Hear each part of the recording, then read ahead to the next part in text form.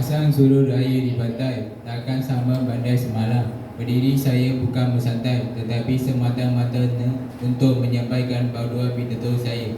Agai Sawit Malaysia, salam sejahtera. Menurut Kamus Dewan Edisi keempat, kelapa sawit merupakan sejenis tumbuhan yang bahannya menghasilkan minyak. Sawit berasal dari Afrika Barat. Pertama kali sawit dimasuk ke negara Malaysia pada tahun 1870-an sebagai tanaman hiasan. Namun begitu, sebenarnya terdapat banyak fungsi sawit kepada manusia sejagat.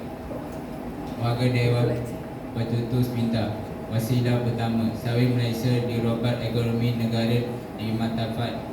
Kerajaan Malaysia memperkenalkan penanam sawit secara besar-besaran sebagai skim untuk membasmi kemiskinan dan meningkatkan syarat hidup dalam kalangan penduduk luar bandar.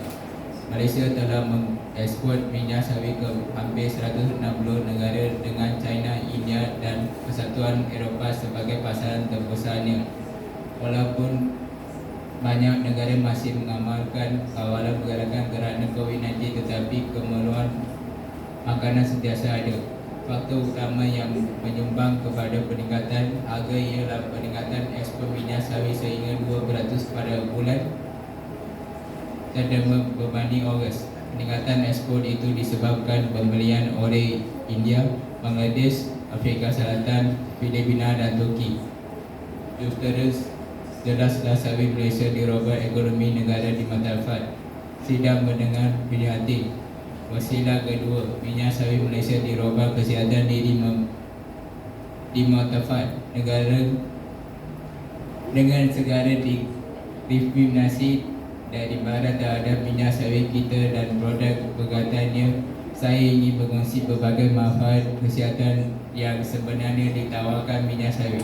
Saya sangat percaya kepada semua perkara semula jadi dan faedah minyak sawit tidak terkira banyaknya, memainkan peranan penting dalam memenuhi keperluan dunia untuk minyak dan lemak. Kelapa sawit adalah ternak minyak sayuran yang paling produktif berbanding tanaman minyak lain seperti kacang soya, bunga matahari dan minyak sawit atau canola, kerana ia menghasilkan sehingga 4 ton minyak setiap hektar setahun. Ini bermakna kelapa sawit hanya memerlukan kawasan tanah yang kurang untuk menghasilkan jumlah minyak yang sama banding tanaman minyak sayuran lain. Sebenarnya minyak sawit mempunyai nisbah asid lama yang seimbang. Ia terdiri dari 50% lemak tepung asid palmital dan asid tratrik dan 50% lemak tepung asid otik dan asid ilonik atau masing-masing dikenali sebagai asid lemak. Oferan 9 dan oferan 6. Tambah lagi, minyak sawit mengandungi banyak fenolerin yang menghilangkan seperti tocolenin, vitamin E, profiten A juga dikenali sebagai karotenoid, fitolerin, azim, Q10 dan lain-lain lagi. Ini adalah antioksidan yang berkesan dan boleh membantu dalam pencegahan penyakit. Maka sudah terang lagi bersuruh minyak sawit masih dirobat kesihatan dimanfaatkan. Warga Dewan berwawasan. Wasilah ketiga, sawit Malaysia disambut masyarakat sejagat bermai. Hari ini industri sawit mampu menghasilkan sekitar 20 juta ton minyak sawit mentah CBO dengan nilai pasar sekitar 72 bilion setahun. Resi utama negara ini menyumbang 33 milion hingga 43 milion atau 5 hingga 7% daripada keluaran dalam negara kasar KDNK dalam tempoh 8 tahun.